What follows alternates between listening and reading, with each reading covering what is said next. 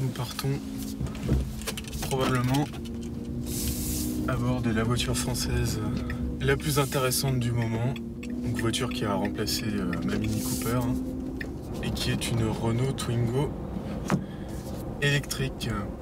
Quand on regarde la fiche technique, on peut se dire peut manquer 2-3 choses, l'autonomie est peut-être pas suffisante, mais une fois qu'on l'essaye, une fois qu'on la prend en main, on se rend compte à quel point la voiture est aboutie.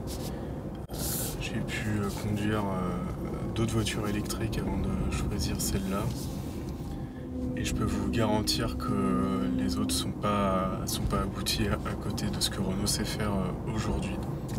Je vais vous détailler un petit peu pourquoi je trouve que cette voiture est idéale en 2021. Ça commence déjà par le fait que ce soit une électrique. C'est même plus une question de conviction personnelle aujourd'hui. Je pense que 2021 c'est vraiment le tournant entre le moment où on choisissait un véhicule électrique par conviction personnelle et écologique et le moment où on prend un véhicule électrique parce que c'est ce qui est le plus intéressant sur le marché d'un point de vue économique. Donc la Twingo, elle est équipée d'une petite batterie de 22 kWh. Donc ça c'est un avantage puisque ça représente un coût plus faible de la batterie par rapport à la voiture.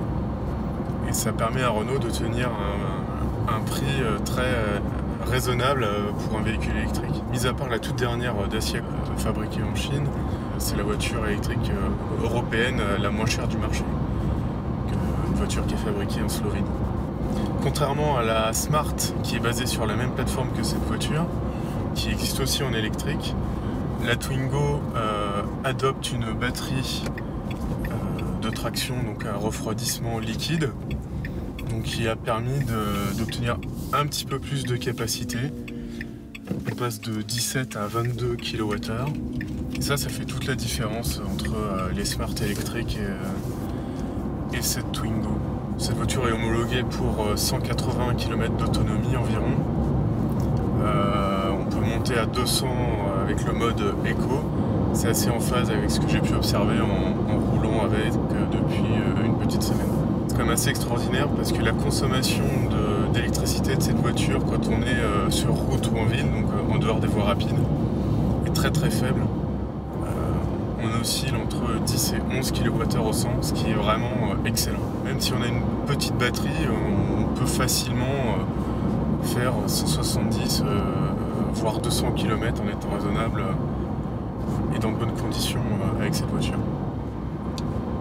Un autre point fort de ce véhicule, c'est que le chargeur intégré, comme sur toutes les Renault électriques, peut prendre du courant alternatif à 22 kW. Donc pour toutes les bornes de supermarché, les bornes en voirie et qu'on trouve sur la voie publique, qui sont souvent des bornes triphasées à 22 kW, et cette voiture accepte cette puissance maximum pour ces bornes, ce qui n'est pas du tout le cas de tout le reste du marché. Généralement, elle se limite à 7,4 ou à 11 kW. On va être limité par le chargeur embarqué dans la voiture, ce qui n'est pas le cas avec cette voiture. Et c'est d'autant plus important de pouvoir se recharger rapidement sur ce type de borne avec la Twingo, c'est que cette voiture ne dispose pas de recharge rapide en courant continu. Alors c'est peut-être barbare tel que je le dis comme ça, mais c'est ce type de recharge qu'on trouve notamment sur les bornes d'autoroute. C'est une petite voiture pour faire ses trajets tous les jours, c'est pas fait pour aller sur l'autoroute. Donc le fait qu'elle se passe de recharge rapide en courant continu, c'est pas un handicap. Donc en usage typique, si on peut faire un peu de route avec cette voiture, on va faire un trajet de, je sais pas, 60, 100, 130 km. Et la destination, on va peut-être pouvoir trouver une borne de voirie. Dans ma région, il y a le réseau e-born qui est assez bien développé et peu cher. Donc après un trajet de 50 ou 100 km, je peux me brancher sur une de ces bornes facilement et je peux récupérer 60-80% de l'autonomie en moins d'une heure. Donc c'est vraiment très très intéressant. En ce qui concerne du tarif de cette voiture, Renault a récemment mis à jour la gamme de la Twingo Z2 électrique, qui ne s'appelait plus la Twingo Z2, qui s'appelle juste Twingo électrique. Et on a 3 niveaux de finition principaux. On a la basique qui a ni radio ni climatisation, mais qui a enfin les vitres électriques, soit dit en passant, et qui s'affiche à 21 550 € sans le bonus écologique. Mais la finition la plus intéressante, c'est la finition intermédiaire qui s'appelle Zen, et qui rajoute par-dessus cet équipement la tablette tactile compatible Android Auto et Apple CarPlay, la climatisation, et la possibilité d'avoir en option des équipements comme le radar de recul ou le siège passager rabattable lorsqu'on veut un peu plus de modularité. Cette voiture que j'ai choisie, c'est la finition intense, donc juste au-dessus, qui va vraiment donner tout l'équipement de confort nécessaire d'aujourd'hui. Donc on a un GPS qui est intégré d'origine, donc on n'a pas besoin d'utiliser celui du téléphone si on n'en a pas envie. On a des sièges chauffants qui sont très pratiques en hiver et qui évitent d'avoir à consommer de l'énergie via le chauffage de la voiture. Et on a quelques améliorations esthétiques comme quelques chromes autour de la voiture et les vitres teintées à l'arrière. Dès que vous serrez la main, du temps on pouvait serrer la main des vendeurs, vous avez déjà 2000 € de remise, et si vous négociez un peu plus, vous aurez encore plus, quoi. Donc c'est vraiment une voiture qui va vous revenir à un peu plus de 20 000 € avant même de prendre en compte le bonus. Le bonus en ce moment sur ces petites voitures, il est à 27% du prix d'achat. Donc ça fait revenir le tout autour de 16 000 à 17 000 € pour la finition intense, et autour de 15 000 € si on prend la finition life de base.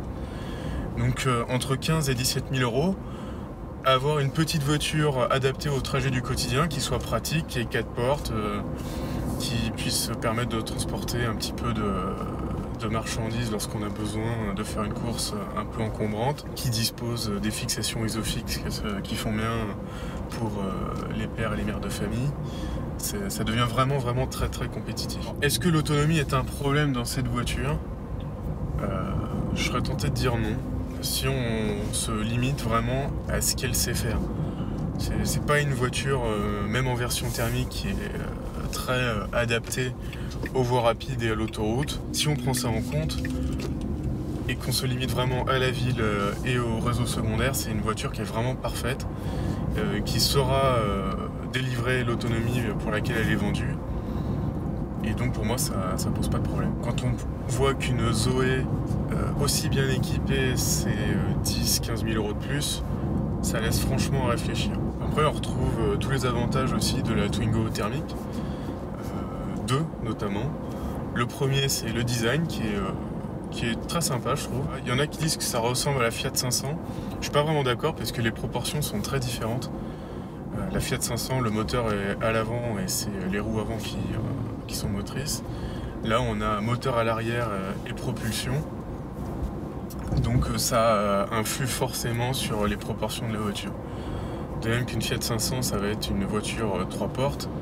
Et là, on a 5 portes. Donc pareil, ça change un peu l'aspect de la voiture. Puis à l'intérieur aussi, on a un tableau de bord qui est assez sympa. Pour une voiture de ce prix-là, franchement, c'est très bien présenté. On a une couleur qui contraste. Alors dans la mienne, c'est du blanc. On peut choisir aussi du jaune ou du rouge pour contraster avec le reste de l'habitacle. Et c'est très bien fait. On a quelques petits surpiqûres sur le côté, sur la coudoir de la porte. Et les plastiques noirs qui composent la majorité de la planche de bord ne brillent pas trop, donc c'est pas désagréable à regarder. Un autre avantage des Twingo, que ce soit thermique ou électrique, c'est la maniabilité de la voiture. C'est une voiture qui braque super bien. Pour manœuvrer, c'est impeccable. D'autant qu'avec la finition intense, en plus, on a la caméra de recul, donc c'est limite de la triche pour faire ces créneaux.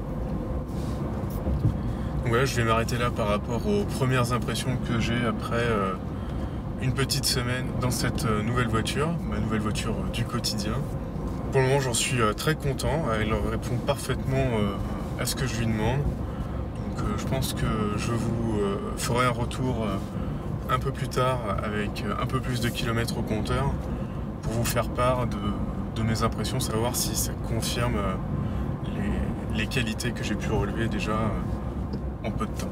Je vous dis à très bientôt et bonne route.